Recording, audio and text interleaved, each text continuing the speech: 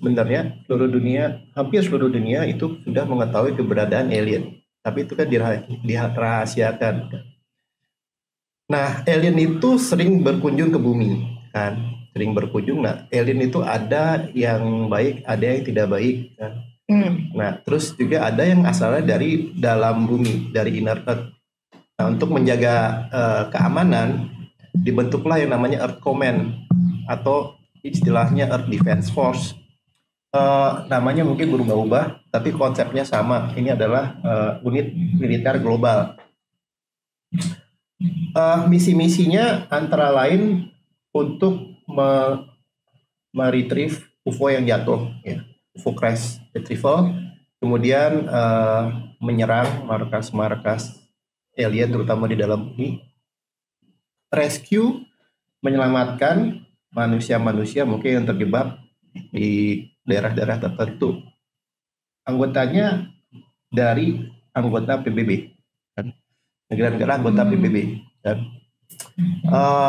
sorry, yang menaungi si kelompok ini siapa? Amerika Serikat, CIA atau siapa? Kemungkinan ini termasuk unit rahasia di bawah PBB. Dan tapi ini ada. Ini ada. Jadi kalau misalnya kita nggak punya ini, alien datang udah mati lah, kita dimakan, diapain gitu kan. Nah, cuma kita punya yang namanya Secret Earth Command Earth Defense Force ini kan. Nah, katanya kita dapat bantuan teknologi dari beberapa alien seperti Tallwhite. Tallwhite itu hybrid manusia dengan Grey. Terus Nordic alien yang bule gitu kan. Nah, yang menariknya dikatakan bahwa film Predator yang tahun 1987 yang bintangnya Arnold Schwarzenegger itu based on real event, ya. Jadi reptilian itu kan warrior. Kalau pernah nonton film Predator kan tahu kenapa mereka datang ke bumi kan? Mereka itu berburu. Nah, berburu itu semacam tradisi dan merupakan suatu kehormatan, gitu kan. Kehormatan bisa berburu dan bisa mati dalam misi huntingnya. Nah, celakanya, coba di next slide. Nah, celakanya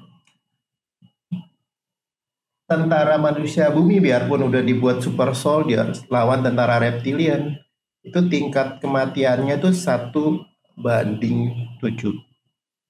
Jadi mati 6, baru mati 1 di dia. Ya kan?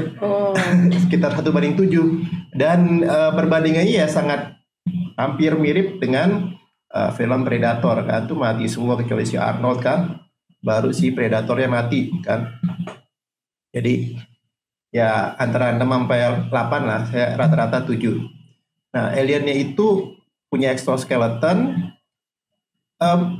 Mereka senjatanya itu ada di tangan, nggak di tenteng gitu, nggak. Bukan jadi, alat, tapi emang badannya dia. Iya, jadi ada di tangan. Jadi persis kayak film Predator, di badannya itu ada senjata. Cuma kan di Predator kan bawa tombak, kayaknya mereka nggak bawa tombak. Mereka punya peluru khusus ya. Mereka punya peluru khusus dan pelurunya itu memang mungkin seperti kata Stephen Chow, ujungnya tuh nuklir gitu kan. Dari peluru berujung nuklir udah dipakai di Timur Tengah sih, cuma kan waktu itu melanggar katanya kan. Tapi itu buat alien tuh tembus tuh kalau pakai peluru ujungnya nuklir. Nah, terus disebutkan armornya reptilian itu sangat tebal gitu. Tembak 30 peluru mungkin cuma 3 yang nembus kan. Nah, ini katanya itu kejadiannya di Amerika Selatan dan berkali-kali. Jadi kalau kisah Predator tuh kalau menurut si Daniel itu real event gitu. Dan secara periodik Earth Defense Force harus menyediakan tentara untuk melayani perburuannya si reptilian. Jadi kayak gladiator gitu kan, harus disediain misalnya 7 tentara supaya bisa entertain si reptilian gitu. Reptilian tuh butuh melakukan perburuan seperti itu. Oke, coba next. Nah, ini kejadian baru kan, recent encounter yang bulan Juli 2023 kan. Nah, ini real kan, ini kasus yang disebutkan alien tingginya sekitar 2,5 meter ya. 7 bagi 3 ya 2,5 meter lah ya. Itu tapi kalau disebutkan di situ aliennya pakai armor, terus matanya tuh kayak kuning menyala, terus bisa terbang kan. Dan para penduduk setempat menyebutnya ini makhluk yang mereka sebut sebagai Pelacaras. Pelacaras itu singkatannya adalah yang suka mengupas kulit muka. Maksudnya gimana tuh? Itu yang di bawah. Dia cara membunuhnya gitu. Nah, ini yang di bawah di videonya itu disebutkan ini karena ikan. Ya. Cuma kalau ikan, muka doang? Nah, kenapa muka doang kan? Kalau ikan kenapa muka doang? Itu kalau diklik tuh ada videonya. Sadis ya? Bisa diklik. Nanti bisa telur kuning nggak? Ya, ntar diklik sendiri aja. Nah, kalau pernah lihat film Predator, itu emang dikulitin kan. Jadi kalau film Predator tahun 87, tentaranya, pasukan khususnya si Arnold datang, terus mereka menjumpai tentara squad yang sebelumnya itu semua udah dikulitin, badannya udah nggak ada kulitnya, digantung gitu. Jadi film Predator itu kemungkinan istilahnya itu fictionalized fact, jadi fakta yang dibuat fiksi. Dan memang Daniel tuh mengatakan bahwa ini ya based on real event. Coba next. Nah kemarin, sorry mas, ya. Alien yang tadi itu banyak nggak sih? Atau dia emang cuma 1 atau 2 aja? Gitu? Banyak. Jadi nggak cuma 1 sampai 2, mungkin ada kali 1 squad kali 10 kali ya. Di daerah? Peru, ini di Peru. Di Indonesia ada nggak? Belum tentu ya, belum tahu ya. Nanti aku ada curiga dikit di Indonesia. Habis ini. Pasti kalau kayak gini tuh bakal rame nggak sih kalau misalnya ada di banyak gitu ya, ada di Indonesia. Jadi kalau di Indonesia, nah kita lihat dulu polanya di Peru ya. Waktu itu kan, ada kejadian alien meneror warga Peru. Terus dibilang ini tuh para miners yang pakai jetpack. Terus ngapain miners pakai jetpack meneror warga, orang kerjaan tuh jetpack kan nggak murah juga gitu kan. Apa tujuannya gitu kan. Nah, terus juga kayaknya si penduduk tuh bisa bedain mana orang biasa, mana alien kan. Nah, ini terus ternyata pada saat itu kejadian, tahu-tahu ada dikirim pasukan Amerika ke Peru. Nah, jadi pas gitu, pas bulan Juni ada kejadian orang mukanya hilang, terus ada desa tuh diteror, kirim tuh pasukan Amerika dan nggak tanggung-tanggung dari bulan Juni sampai bulan Desember schedule-nya. Nah, ini waktu itu membuat saya pribadi dan ada ya 1 atau 2 teman gitu yang curiga. Ini apa ya? Kenapa kayak gini? Nah, terus coba next slide. Nah, terus ada kejadian kayak gini di Indonesia. Kan? Ini memang belum tentu ini adalah alien gitu ya. Cuma kalau ngelihat polanya sama kan. Mayat dengan kepala tinggal tengkorak kan di Pandeglang. Jadi kalau mayat rata-rata ya mayat ya semuanya mayat gitu kan, daging busuk gitu kan, belatungan. Ini kenapa kepalanya tinggal tengkorak? Hanya kepalanya. Terus kenapa hanya kepala? Ya kan dia face pillar. Dia tuh kayak trofi, kayak Indian kan yang dikulitin rambut terus gitu kan. Kalau ini 1 kepala gitu. Termasuk otak organ yang di atas kepala juga? Enggak, kulitnya diambil. Aja, ya? Kayak kita ngulitin ayam gitu ya. Iya. Kan bentar ayam ya, pokoknya gitulah. Nah, ini di Pandeglang. Pandeglang itu mana sih? Jawa Banten ya, Jawa Barat. Nah, terus yang di sebelah kanan itu di Kepulauan Seribu. Ya. Jadi ini tuh semua di bulan September. Mayat yang kepalanya sisa tengkorak di dermaga Maria. Jadi mayatnya tuh harusnya mayatnya semuanya busuk gitu apa gitu belatungan ini enggak, kepalanya itu tinggal tengkorak gitu kan. Tapi nggak ada penjahat atau terdakwa tersangkanya nggak Ini ada. lihat aja perkembangannya polisi nanti gimana ininya. Kalau Baru misalnya banget ya. misalnya dead end gitu ya, nah ini mencurigakan. Nah terus coba next. Nah ada US Military Training di Indonesia.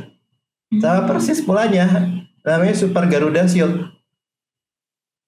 Ya itu pas banget timingnya, polanya mirip-mirip, cuma memang kalau dilihat dari hitung-hitungan di atas kertas mungkin ini nggak sampai 50% probabilitasnya ya.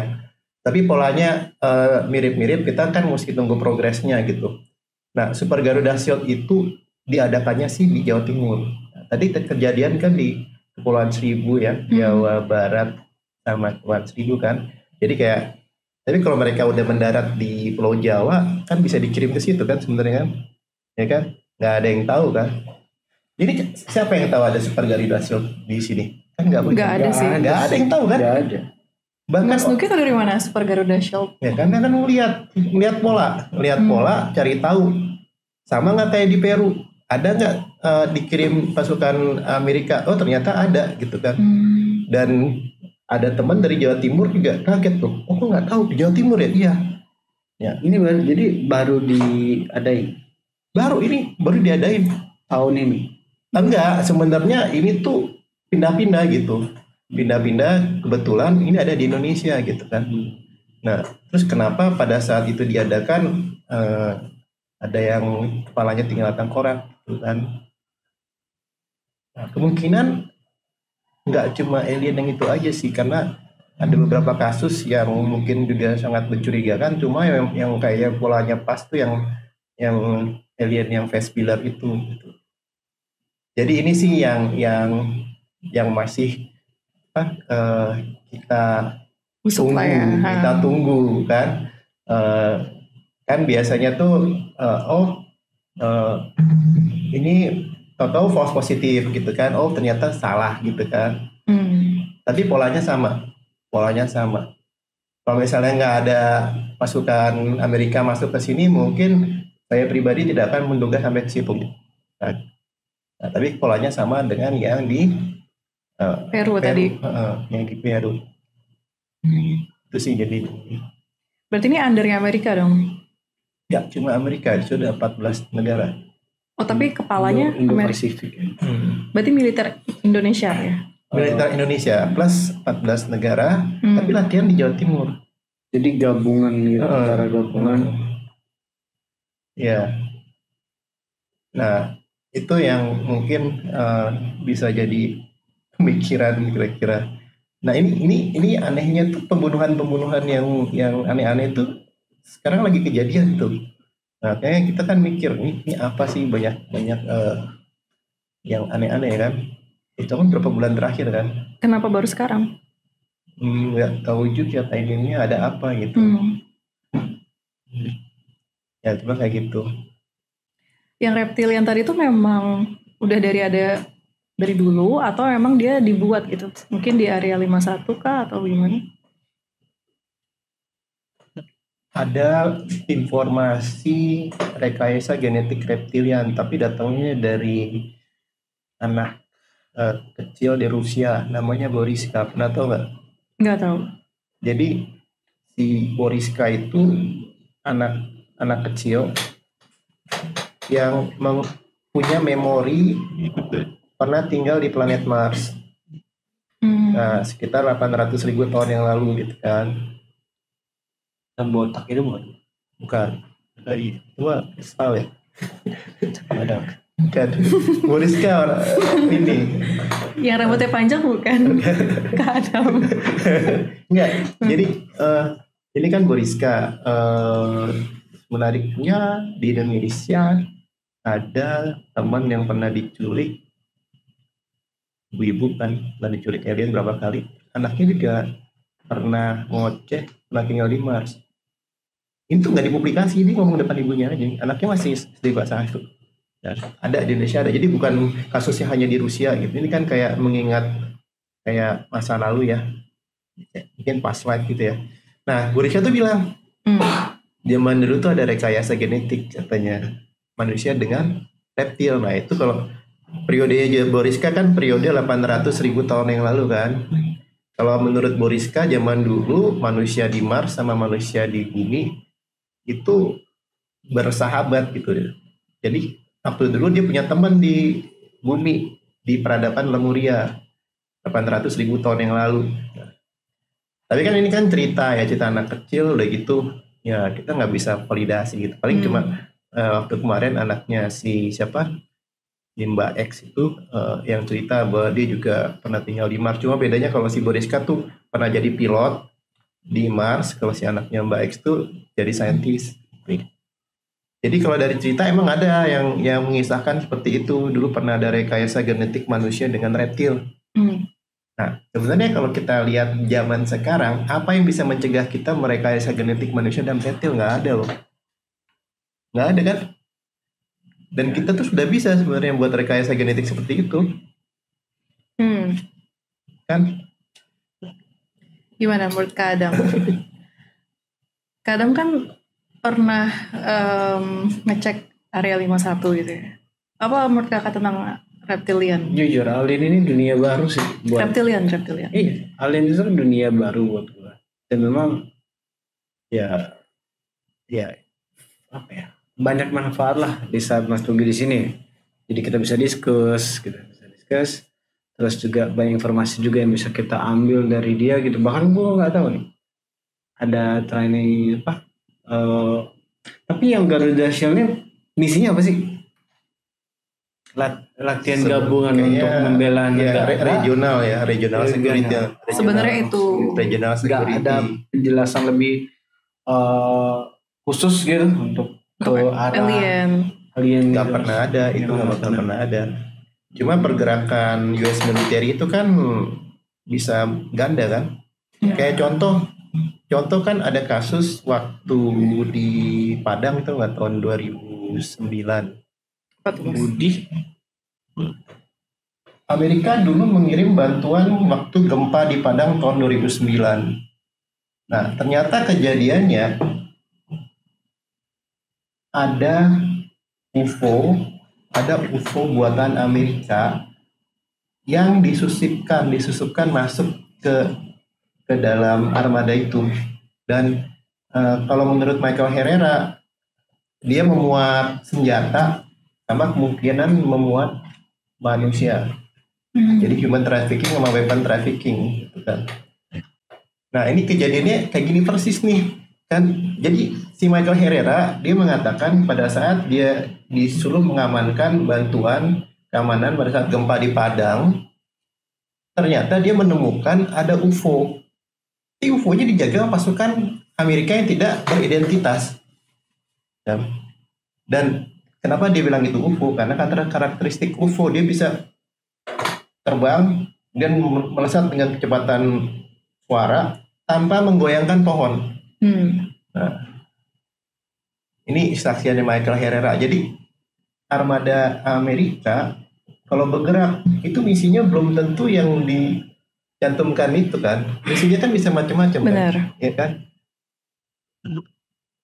Ini heboh nih. Ini sebenarnya baru nih. Baru 2 bulan yang lalu nih. Ini kenapa nih Mas? Karena UFO itu? Enggak, ini itu. Apakah ini bencana alam biasa atau di-trigger sama negara sesuatu gitu. Kan? Karena apa? Karena kalau misalnya ada bencana seperti ini kan kita nggak tahu tuh apakah kalau ada korban terus korbannya hilang kan dianggapnya hilang karena bencana kan. Nah si Michael Herrera tuh dikasih tahu sama Stephen Greer. Stephen Greer itu yang mengkoordinasi sekitar 700 saksi UFO dan alien. Nah, menurut info dari temannya Stephen Greer, coba scroll ke atas lagi lihat UFO-nya tuh. Nah, itu kan UFO-nya kayak gitu tuh. Yang paling atas. Nah, kayak genteng. Itu sebenarnya gede banget. Itu 100 meter. Dari ujung ke ujung tuh 100 meter. Ya. Jadi dari ujung ke ujung 100 meter. Coba di scroll ke bawah, scroll ke bawah lagi. Nah ini sketsanya, scroll ke bawah lagi, scroll. Nah ini adalah presentasinya Stephen Greer. Dia mengatakan bahwa ada markas UFO ilegal punyaan Amerika. Coba lihat tuh titik yang di Sumatera. Nah itu Sumatera Barat kan, ya kan? Ini titik-titiknya ya. Padang kan? Iya kan? Pas sama kesaksian si Michael Herrera kan? Ya kan? Jadi Stephen Greer informasinya dari 700 saksi mengatakan bahwa ada di situ gitu kan. Nah, terus kalau di scroll ke bawah tuh ada si Michael Herrera. Nah, ini ada skema UFO-nya tuh segi 8. Tuh, UFO-nya segi 8. Dan dari ujung ke ujung itu 100 meter. Waktu dia bersaksi ya banyak teman-teman saya pada sharing ini kayak ke pemerintah gitu ya, tapi kayaknya nggak bakalan ada respon lah. Nggak digubris ya sama mereka ya. Gitu kan. Karena ini kan bukan official channel kan, orang perseorangan kan. Nah, tapi ini berarti ada indikasi bahwa bisa aja ada operasi militer Amerika yang terselubung gitu di Indonesia kan, ya jadi nggak tahu kita nggak hubungan sama yang tadi ya bisa aja itu kan, karena udah pernah kejadian juga tahun 2009. Ini baru sih, kita baru 2 bulan yang lalu tahu ini. Ini sebenarnya UFO tapi buatan, jadi gini, UFO buatan Amerika tapi pakai teknologi alien. Jadi ini dapat skor dari saya pribadi 45,97 kan. Ini sebenarnya masih di bawahnya TikTok. Kalau TikTok itu dapatnya 62%, lebih tinggi. Tapi ini termasuk yang tinggi lah kalau bisa dapat 45,97%. Seperti itu. Nah ini jarang dibicarakan tapi. Iya. Perhitungannya berat ya tadi aku lihat. Waduh. Lihat hasil akhirnya aja. Cara ngitungnya. Sudut pandang gitu. Iya. Jadi ini cuma spoiler karena nanti buku aku tuh setengahnya isinya ya ini sih. Jadi emang kita kan berusaha menganalisa dari evidence, witness, strangeness, terus masing-masing dianalisa kuantitatif, kualitatif, sama probabilitas. Hasilnya ini. Tapi yang penting sih hasil akhirnya aja yang dilihat, nggak usah lihat perhitungannya. Perhitungan dan rumusnya itu bikin sendiri formulanya atau gimana Mas? Membuat sendiri sekitar tahun 2022 ya. Iya baru 1 tahun ini. Jadi waktu itu memang rasa ada kebutuhan, kita harus analisa kuantitatif, nggak cuma kualitatif aja. Karena kalau ada penampakan jangan hanya itu hoax, itu UFO. Harus ada skornya itu berapa gitu kan. Biar lebih adil kan, jangan binary. Lebih valid lah ya. Ya kalau binary kan semua yang binary kan nggak ada gray kan biasanya suka bias kan. Kan kamu jahat, kamu baik, nggak ada graynya. Ya kan, ya kan. Abu-abunya. Abu-abu. Kalau kayak gini kan kelihatan. Ya, skornya berapa? 45,97, masih di bawah 50%. Tapi mendekati nih kategori middle. Nah Kak, coba scanning Stephen Chow nih request by Cici. Ayo Stephen Chow. Ini Tom DeLonge bukan? Oh, masuk ke Stephen Chow dulu Mas Nugi. Stephen Chow, tadi mana Stephen Chow? Stephen Chow. Sejak kapan dia jadi tentara ya? Nah ini Kak. Kemarin dia acting.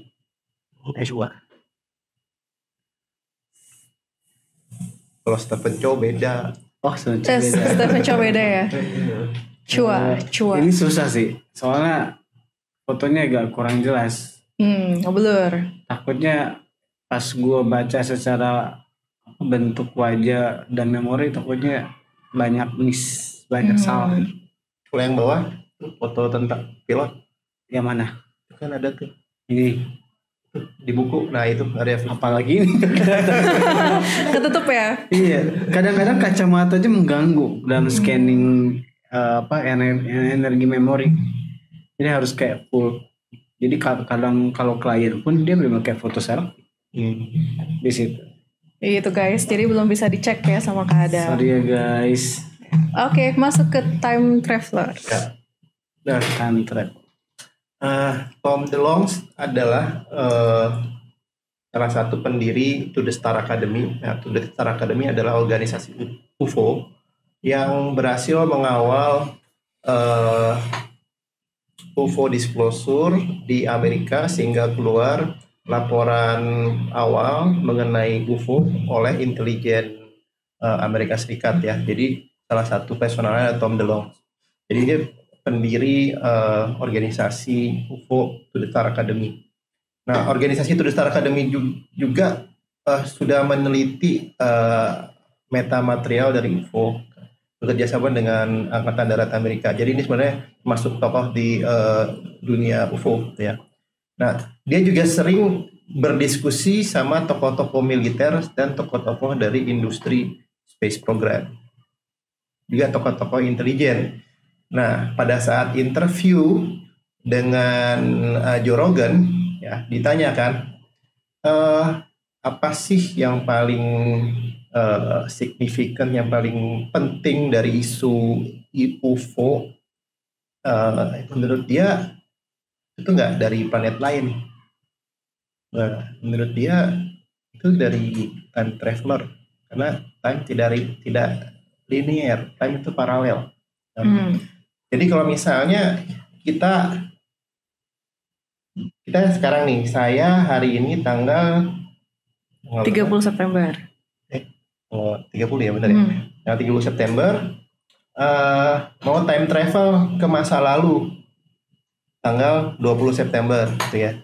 Nah, begitu saya time travel, saya akan membuka yang namanya new timeline. Jadi timeline split gitu kan. Pada saat melakukan time travel. Nah, jadi saya time travel masuk ke timeline baru. Kemungkinan waktu saya pulang, saya bukan di timeline saya yang lama. Karena timeline juga kemungkinan sudah berubah. Nah, itu konsepnya time travel menurut ahli fisika David Deutsch ya.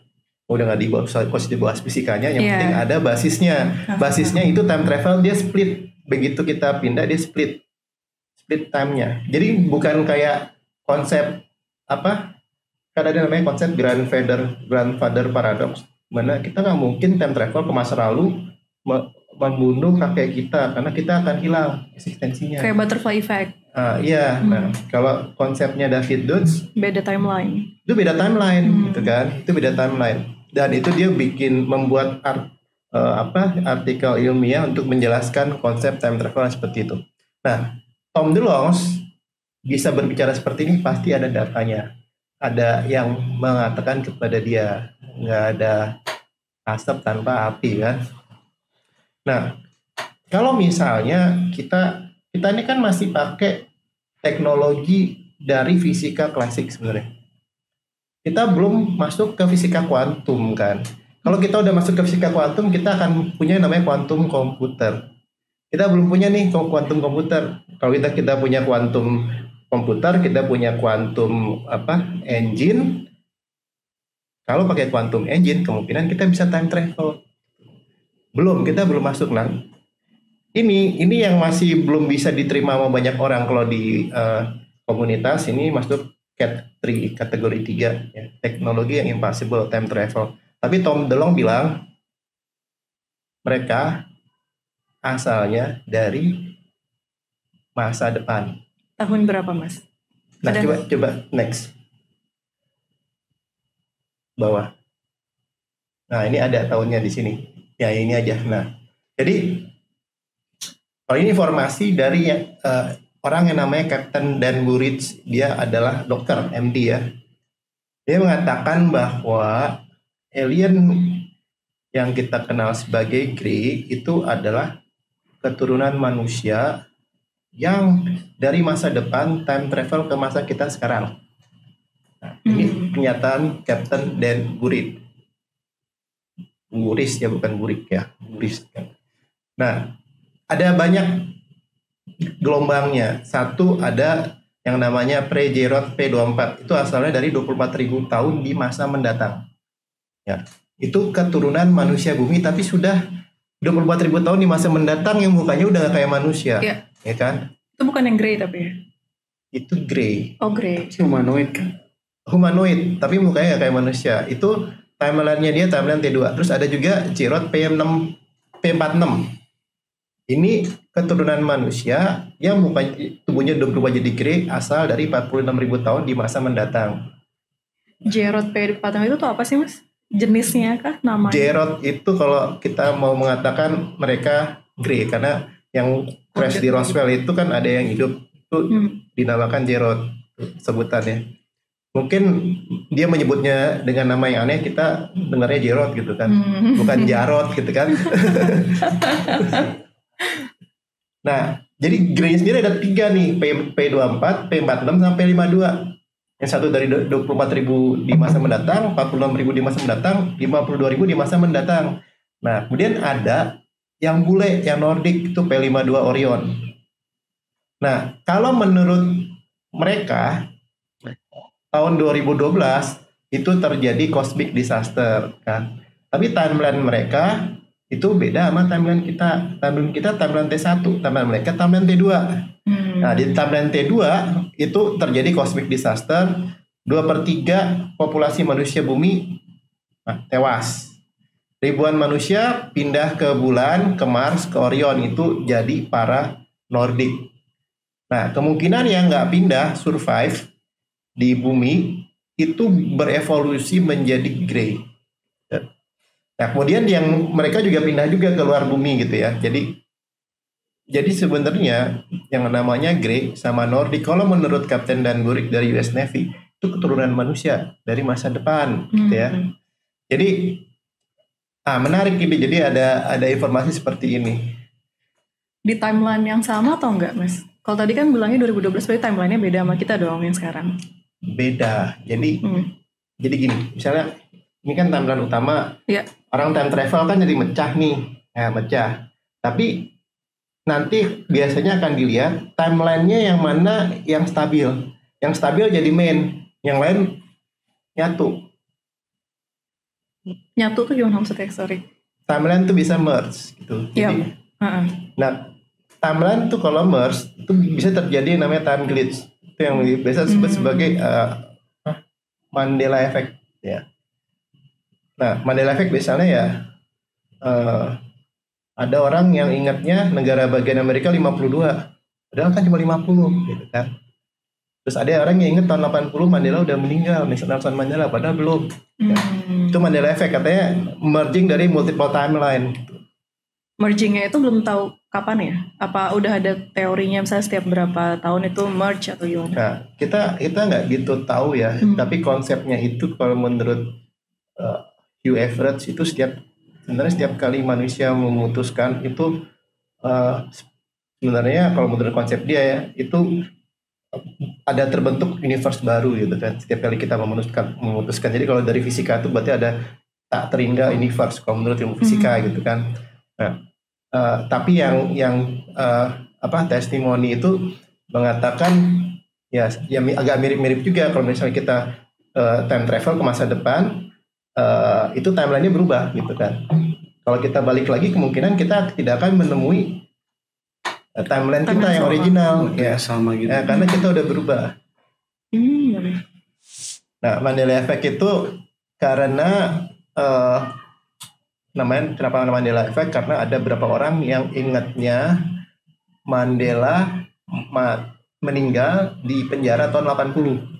Kenyataannya di dunia sekarang Mandela tuh meninggal tahun 2013. Dan beberapa orang masih ingat dia meninggal tahun 80. Terus kayak yang bawah nih, yang penggemar Star Wars, itu mana yang benar? Oh iya, Star Wars yang ini ya. Soalnya udah meninggal atau belum? Kalau saya kan memang penggemar dari kecil ya. Sehingga saya tuh yang benar tuh yang atas, bukan yang bawah. Wah, ini. Tapi ternyata yang benar yang bawah. Terus kalau yang ini ada C-3PO ya. Saya tuh dulu waktu kecil hampir tiap hari lewat toko mainan Star Wars dan nggak pernah ngeliat yang kakinya tuh silver, C-3PO. Selalu emas. Nah kalau penggemar Disney. Snow White, Mirror Mirror on the Wall atau Magic Mirror on the Wall? Mirror. Salah, yang benar Magic Mirror on the Wall. Mirror. Ini contoh dari Mandela Effect yang sebenarnya banyak orang yang sudah mengalaminya gitu.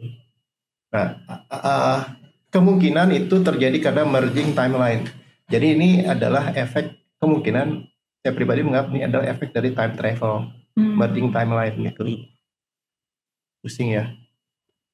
Menarik. Tapi kalau pakai contoh kayak gini Masuk. Ya kalau dari slide yang sebelumnya tuh fisika banget. Iya, fisika banget. Tapi ada sih konsep fisikanya, ada bisa dijelaskan pakai konsep fisika. Jadi ini bukannya sesuatu yang halu, karena beberapa ilmuwan itu percaya time travel itu bisa terjadi. Salah satunya adalah Einstein. Einstein itu membuat percobaan dalam pikirannya, semacam thought experiment.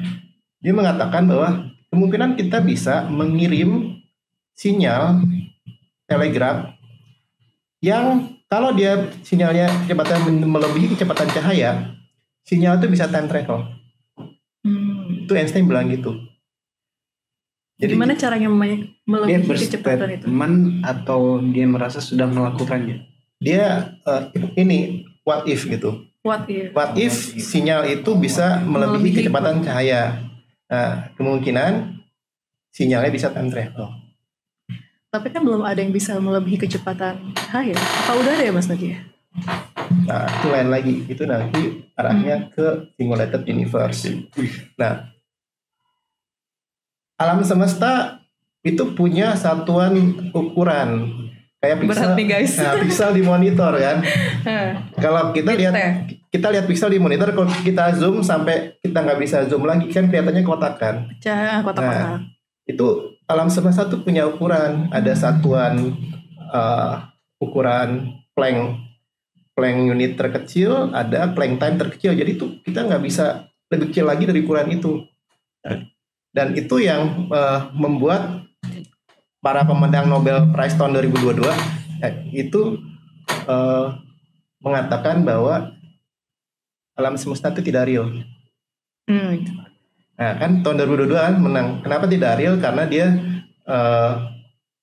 memecah dua partikel foton, terus ternyata antara dua partikel foton itu saling berhubungan, quantum entanglement. Jadi kalau ini atas, apa misalnya ini spinnya atas, ini bawah gitu. Ini bawah, ini atas. Walaupun terpisah jauh gitu kan. Jadi kayak ini tuh kayak kita tidak menghadapi dunia yang real, kita kayak menghadapi dunia yang simulator. Kayak role playing game tuh kan. Yeah. Nah, itu aku tahu juga teori itu. Ya itu sebenarnya sudah jadi seperti sesuatu yang lagi dikejar sekarang. Nah, kenapa itu penting? Karena menurut saya pribadi itu sebenarnya basis dari quantum teknologi yang kalau kita berhasil menguasai, kemungkinan kita tahu teknologinya alien gitu. Gimana tuh Mas? Jadi partikel foton dari foton ya kita. Foton. Sumber yang sama kan bisa dipecah tuh. Dipecah jadi dua. Nah, terus diamatin. Oh, dari satu sumber ya gitu. Dari satu sumber diamatin. Ternyata kalau di sini up, sini down, di down, di sini up. Jadi saling berhubungan walaupun udah terpisah gitu kan. Dengan waktu yang sama. Iya, kan. Itu namanya quantum entanglement. Jadi kalau misalnya bisa kita lakukan, kita bisa membuat quantum communication. Jadi antar dua tempat yang sangat jauh jaraknya, mungkin ratusan tahun cahaya, itu kita bisa kirim sesuatu. Instan gitu. Kalau enggak kan harus nunggu kecepatan cahaya tuh, cuma kecepatan cahaya dari sini ke matahari 8 menit, lama banget kan. Kalau ke tempat yang 4 tahun cahaya, mau kirim help udah mati duluan gitu kan. Nah, ini sesuatu yang sebenarnya baru ya, kuantum ini baru. Dan tapi kita lagi masuk ke fase di mana para ilmuwan fisika berusaha memahaminya gitu. Nah, ini pengakuan Andrew Basiago Dia sejak kecil diajak sama orang tuanya yang sudah bekerja di Secret Space Program untuk melakukan time travel. Nah, kalau menurut Andrew Basiago, time travel itu bukan teknologi alien nih.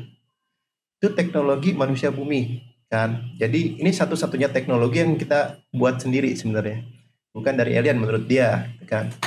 Nah, time travel ternyata bisa dilakukan. Nah, dia bisa pergi ke masa lalu, ya, dia bisa pergi, bahkan dia bisa pergi ke zamannya Christ. Ya, terus sebenarnya kalau menurut dia, Vatikan juga punya teknologi time travel. Saat ini. Ya, ada yang dibuat oleh ya ada orangnya lah. Saya agak setuju sih itu. Ya udah Ya. lanjut Mas. Ya. Ya gitulah. Kenapa tuh? Nah, ini masuk ke segmen yang paling ditunggu-tunggu nih sama semua ini. Alien di Meksiko. Ya, banyak lah encounter, misalnya ada orang gitu ketemu alien kayak berbulu kayak primata tapi pakai helm gitu, terus langsung dicakar dia orangnya. Jadi beda sama encounter mungkin di tempat lain gitu kan ketemunya aliennya bule salaman gitu kan, ini mau dicakar kan.